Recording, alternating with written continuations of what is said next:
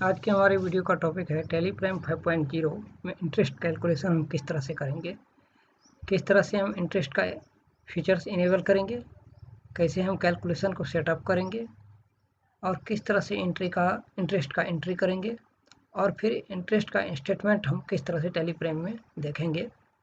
ये सारे पॉइंट को वन बाय वन करके आज हम टैली प्राइम 5.0 में समझने वाले हैं। इसके लिए हम सबसे पहले चले जाते हैं टैली प्राइम 5.0 जो टैली का नया वर्जन आ चुका है, किस तरह से इसे डाउनलोड करेंगे, इंस्टॉल करेंगे और साथ ही किस तरह से 4.1 और टैली प्राइम 5.0 दोनों का यूज करेंगे। रिलेटेड वीडियो मैंने अपलोड कर दिया है, अब जा करके देख सकते हैं चैनल पर।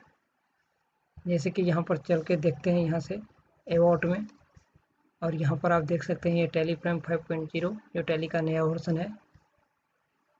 तो सबसे पहले हम इसके फीचर्स को इनेबल कैसे करेंगे, यहाँ पर सबसे पहले हम इसे इनेबल कैसे करेंगे इंटरेस्ट को। इसके लिए क्या करना है आपको, यहाँ पर जो ऑप्शन आप देख रहे हैं कंपनी, इस पर आपको क्लिक करना है और यहाँ फीचर्स या F11 दोनों में से किसी एक को प्रेस करना है और यहाँ से नीचे जब आइएगा, अगर ये दोनों आपका नो रहे, मान के चलिए यहाँ पर नो है, तो देख रहे हैं काफ़ी कुछ ऐड हो चुका है, तो आपको यहाँ पर इसको यस कर लेना है। जैसे ही आप यस करेंगे तो आप यहाँ से देख लीजिए अकाउंटिंग में चौथा ऑप्शन जो है इनेबल इंटरेस्ट कैलकुलेशन का है, इसको आपको सबसे पहले कर लेना है यस। इसको यस करेंगे, इसके बाद ही किसी भी लेजर में आपको इंटरेस्ट से रिलेटेड ऑप्शन दिखाई देगा। इसको जैसे ही यस करेंगे उसके बाद आपको चले आना है कंट्रोल से इसे सेव कर लेना है। उसके बाद आप यहाँ पर आ जाइए क्रिएट में कोई भी लेजर अगर आप क्रिएट करते हैं, मान के चलिए ABC कोई ऐसा पर्सन है जो आपसे माल परचेज कर रहा है, आप उस पर इंटरेस्ट कैलकुलेशन एक लिमिट के अंदर लगाना चाहते हैं, तो यहाँ पर आप देख लीजिए सबसे पहले दिया हुआ है मेंशन बिल वाइज, उसके बाद डिफ़ॉल्ट क्रेडिट पीरियड। तो आप कितने दिन का उसे क्रेडिट पीरियड देना चाहते हैं कि अगर आपने 7 दिन के अंदर पैसा दे दिया तो कोई इंटरेस्ट नहीं लगेगा, मान के चलिए, या 7 दिन के बाद 8वें दिन दिया तो 1 दिन का आपको इंटरेस्ट लग जाएगा।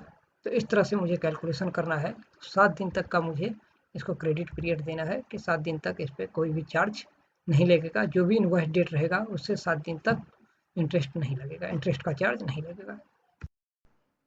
Check for the credit during voucher entry, ये जो है हर प्रत्येक वाउचर में हम एंट्री को क्रेडिट डे को चेक करेंगे। ओके, और यहाँ पर अब आ जाइए एक्टिव इंटरेस्ट कैलकुलेशन, इसको करना है आपको यस। ये फीचर कब इनेबल हुआ, जब आपने कंपनी में जा करके F11 को यस किया, उसके बाद ये इंटरेस्ट कैलकुलेशन का फीचर्स यहाँ पे शो होने लगा। इसको यस करेंगे, यस करते ही आपके सामने ये सारा ऑप्शन यहाँ पे शो होने लगेगा। यहाँ पर आप देख सकते हैं F12 प्रेस करिए और एडवांस इंटरेस्ट पैरामीटर इसको यस कर लीजिए। उसके बाद आपके सामने ये बहुत सारा ऑप्शन आ जाएगा, इसको आपको कर लेना है yes. Override parameter each transaction को चेक करना है, इसको भी चेक करना है, इसको भी यस करना है। अब रेट मान के चलिए जो भी इंटरेस्ट रेट आप लगाएंगे कस्टमर के ऊपर, डेबिटर से ऊपर, वो इंटरेस्ट रेट आपको यहाँ पर दे देना है। यहाँ पे आपको 365 डेज कैलकुलेशन रखना है। यहाँ पे आप चाहते हैं कि आपका कुछ क्रेडिट बैलेंस आपके पास उसका है, कस्टमर का है, उस पर आप इंटरेस्ट कैलकुलेशन, अगर ज़्यादा दिन तक पेमेंट है आपके पास तो इंटरेस्ट कैलकुलेशन उसका माइनस हो जाए, और नहीं सिर्फ चाहते हैं आप डेबिट पे ही लगाएं कि जितना दिन लेट से उसने पैसा दिया है सिर्फ उसी पे आपका इंटरेस्ट कैलकुलेशन हो, तो फिर आप डेबिट वाले बैलेंस पे लगाएं। आप चाहते हैं दोनों पे ही इंटरेस्ट कैलकुलेशन प्लस माइनस होने के बाद जो भी बैलेंस इंटरेस्ट का बचेगा उतना ही इंटरेस्ट लेंगे, तो फिर ऑल बैलेंस पे आप एंट्री कीजिए। और नहीं सिर्फ डेबिट बैलेंस पे चाहते हैं कि इतना इसका बैलेंस है डेबिट में, और इस पे इसको 1 दिन या 2 दिन या 4 दिन का जो भी लेट लगेगा उसी पे इंटरेस्ट कैलकुलेशन हो, तो फिर डेबिट बैलेंस ओनली। यहाँ पे पास ड्यू डेट को यस कीजिए, यहाँ कुछ नहीं करना है। यहाँ पे आपको देना है डेट ऑफ एप्लीकेबिलिटी, यहाँ पे नॉर्मल लोडिंग चाहे तो आप दे सकते हैं, और उसके बाद नॉर्मल लोडिंग का लिमिट 1 रुपये तक होना चाहिए। उसके बाद फिर इस तरह से चाहते हैं कि अब दूसरा से रेट लगे, ये ड्यू जो भी 7 दिन का डेट है, उसके बाद फिर आप चाहते हैं कि अब 8वें दिन से लेकर के अगर 14वें दिन तक यानी कि जो भी डेट रहेगा 7वें दिन, उससे 7 दिन और टाइम दिए, उसके अंदर अगर पेमेंट नहीं दिया तो फिर हम उस पर 14% इंटरेस्ट लेंगे। इस तरह का कैलकुलेशन लगाना है तो फिर आगे का ऑप्शन ये दिया हुआ है, तो उस पर आप 14% का इंटरेस्ट लगा सकते हैं। तो फिर सब कुछ एज इट इज ऐसे ही रखेंगे, फिर डेबिट बैलेंस कर देंगे, यहाँ पे ड्यू डेट कर देंगे,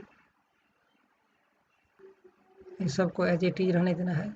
यहाँ इफेक्टिव डेट का मतलब ये हुआ कि जिस डेट का आपका इन्वॉइस डेट रहेगा उसी डेट से कैलकुलेशन लगना शुरू हो जाएगा इंटरेस्ट का, तो इसलिए ये नहीं देना है। ड्यू डेट ऑफ इन्वॉइस जो रहेगा उसी डेट से फिर लगना स्टार्ट हो जाएगा, तो ये भी ऑप्शन नहीं देना है। Date specified during the entry के टाइम में डेट स्पेसिफाई करना चाहते हैं तो ये दे सकते हैं, नहीं तो डेट अप्लीकेबिलिटी, जो आप डेट अप्लीकेबल 7 दिन का पीरियड दिए हैं और 7 दिन के बाद से लगना शुरू हो जाएगा। तो इस तरह से आप दोनों ऑप्शन चूज कर सकते हैं। अगर नहीं सिर्फ एक ही ऑप्शन रखना है तो फिर ये वाले ऑप्शन को आपको यहाँ से हटा देना है और यहाँ पर आ जाना है, सेव कर लेना है। उसके बाद उसका जो भी डिटेल वगैरह आएगा, एड्रेस, स्टेट, पिन कोड, सब कुछ फिल कर देना है। पेन नंबर रेगुलर है तो रेगुलर, अनरजिस्टर्ड है तो रेगुलर है तो यहाँ पे उसका जीएसटी नंबर होगा, अनरजिस्टर्ड है तो फिर अनरजिस्टर्ड वाला ऑप्शन दे करके इस तरह से हम इसे यहाँ पर सेव कर लेंगे। तो इसी तरह से जो भी आप डेप्टर का लिस्ट बनाएंगे, लेजर बनाएंगे, सब में यही वाला अप्लाई ऑप्शन करना है आपको।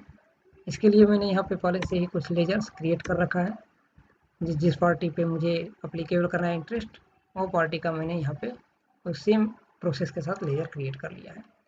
अब हम यहाँ से एंट्री करते हैं। मान के चलिए हम यहाँ पे वाउचर्स में आ चुके हैं, सेल वाउचर्स में आ जाएंगे।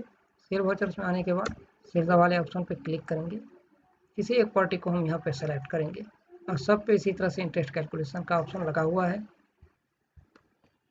पार्टी को सिलेक्ट करेंगे, यहाँ से गुड सेल वाले ऑप्शन पे क्लिक करेंगे, जो भी आपको सेल करना है आइटम वो हम यहाँ पर ले लेंगे और उसके बाद लोकेशन जो भी कॉलम वाइज अगर करते हैं, जैसे भी एंट्री करते हैं आप, वो हम यहाँ पर ले लेंगे। रेट जो भी होगा वो हम यहाँ पर ले लेंगे, एंटर करेंगे, एंटर करेंगे। यहाँ पे CGST आउटपुट और SGST आउटपुट लगाएंगे और ये यहाँ पर न्यू रेफरेंस नंबर के साथ 7 डेज का पीरियड जो है ले लिया है। हमने 1 अप्रैल को एंट्री किया है और देख लीजिए 8 अप्रैल तक इसका कैलकुलेशन जो है नहीं लेगा और उसके बाद स्टार्ट हो जाएगा। अब यहाँ पर 365 दिन ले लिया ऑटोमेटिक और ड्यू डेट ले लिया, 7 डेज आ गया। यहाँ पर अब हम क्या लेंगे, 8 तारीख तक, 8 तारीख से अप्लीकेबल हो जाएगा और यहाँ पर आ जाएंगे और इसे कर देंगे सेव। इसको हमने सेव कर दिया। अब हम यहाँ पर चलेंगे और अभी जो मैंने आकाश ट्रेडर्स का इन्वॉइस एंट्री किया है इसका हम इंटरेस्ट चेक करेंगे। इसके लिए मुझे जाना पड़ेगा गेटवे ऑफ टैली में, डिस्प्ले में, स्टेटमेंट ऑफ अकाउंट में, इंटरेस्ट कैलकुलेशन में, रिसीवेबल में। यहाँ अभी ब्लैंक है, कुछ भी नहीं है क्योंकि मैंने सिर्फ इन्वॉइस का एंट्री किया है। अभी तक इसे बताया है नहीं कि इसे मैंने पेमेंट कब रिसीव किया, उसके बाद ही ये इंटरेस्ट कैलकुलेशन करके देगा। इसके लिए मुझे क्या करना है, वाउचर्स में जाना है, रिसिप्ट में आ जाना है। 1 अप्रैल में हमने इसे इन्वॉइस जनरेट करके दिया था, अब इससे पेमेंट हम लेंगे और 7 दिन का इसका क्रेडिट पीरियड था, यानी कि 8 तारीख तक इसे पेमेंट कर देना है, 7 तारीख तक नहीं तो 8 तारीख से इस पर इंटरेस्ट लग जाएगा। तो अब आकाश ट्रेडर्स का मान के चलिए हम 8 तारीख को, 7 तारीख को सबसे पहले एक पेमेंट लेते हैं, 7 अप्रैल को हम पेमेंट लेते हैं। इससे मान के चलिए 1 लाख रुपया इस बिल के अगेंस्ट में एंटर करेंगे, एंटर करके सेव कर लेंगे। फिर हम अब नेक्स्ट पेमेंट जो लेंगे इसका 9 तारीख, 9 तारीख के डेट में हम लेते हैं आकाश से। यहाँ पर हम 1 लाख रुपया लेते हैं और इसे भी हम इस बिल के अगेंस्ट में सेव कर लेते हैं। अब हम लेंगे 12 तारीख के डेट में, 12 तारीख के डेट में आकाश ट्रेडर्स से लेते हैं 80,000 रुपया मान के चलिए इसी बिल के अगेंस्ट में और हम इसे सेव कर लेंगे। अब हम चलते हैं इंटरेस्ट देखते हैं इसका, फिर से डिस्प्ले में आ जाएंगे, statement of account, interest calculation, receivable, enter, फिर एंटर, फिर एंटर, फिर एक बार एंटर करेंगे तो इसका डिटेल अब आ चुका है। देखिए सबसे पहला इसने किस पे किया, 1,95,000 पे कैलकुलेशन किया 8 तारीख के डेट में, 1 दिन का इसका इंटरेस्ट लगा। 1 लाख टोटल इनवॉइस कितने का 295 का, जिसमें इसने 1 लाख रुपया डेट जो था 7 दिन का उसके अंदर दे दिया था। तो जो बैलेंस बचा 1,95,000 उस पे सिर्फ इसने एक दिन पे डिडक्ट किया है 12% के हिसाब से।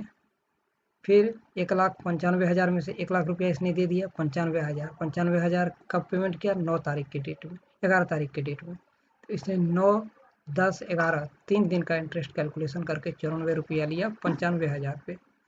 फिर अब 15,000 है बैलेंस एक दिन का, 12 तारीख तक के डेट में कोई पेमेंट नहीं आया है।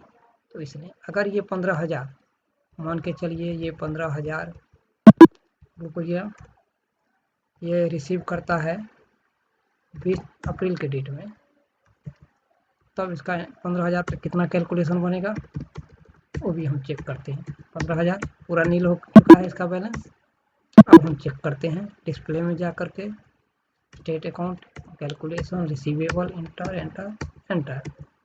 अब देखिए इसने कब दिया 19 अप्रैल के डेट में, यानी कि 12 अप्रैल से 19 अप्रैल के 8 दिन का इसका 39 रुपया लगा। टोटल 197 रुपये का इंटरेस्ट इसका बन गया है 15 दिन में। अब इस इंटरेस्ट को हम यहाँ से देखेंगे और यहाँ पर जा कर के ये स्टेटमेंट हम इसी तरह से सारे पार्टी का निकालेंगे और यहाँ से जा कर के अब हम इंटरेस्ट को जनरल एंट्री पास करके एंट्री लेंगे।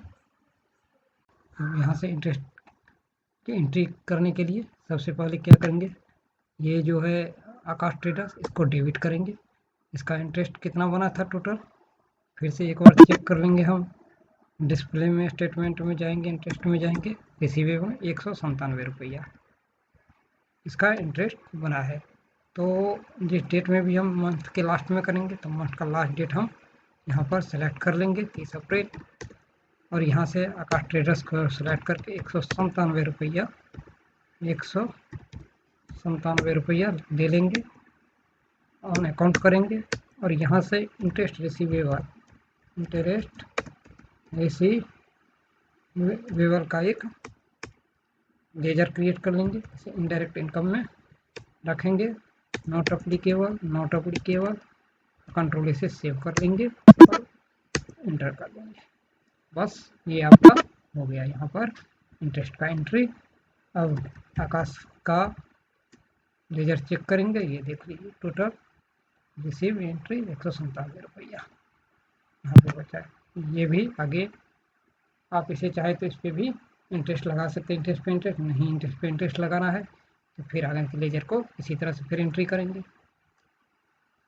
तो इस तरह से आपको एंट्री लेना है। इसी तरह से दूसरे पार्टी का भी अगर एंट्री करेंगे तो उसका भी सेम प्रोसेस रहेगा। यहाँ से मान के चलिए इस पार्टी का हम लेते हैं गुड सेल, इस पे लेते हैं ये लेजर, जो भी इसका रेट है वो दे देंगे। यहाँ आउटपुट CGST SGST लगाने के बाद इसे हम न्यू रेफरेंस नंबर के साथ, ये 7 मई में हो गया है कैलकुलेट। मान के चलिए इसका हम डेट चेंज कर देते हैं, 15/4 कर देते हैं, तो उस हिसाब से कब आएगा 22। सब कुछ ये एज इट इज रहने देना है, यहाँ पे कोई भी डेट नहीं देना है, ये ऑटोमेटिक ले लेगा क्योंकि हमने ऑलरेडी इसमें क्रेडिट पीरियड सेट कर रखा है। और इसे सेव कर देंगे। अब हम इस पार्टी का लेजर ओपन करेंगे, ये रहा 15 तारीख में, मान के चलिए 22 तारीख तक इसका डेट है और इसने दिया है पेमेंट 23 को। 23 को रिपेमेंट रिसीव करेंगे इससे, मान के चलिए इसने 2 लाख रुपया दे दिया।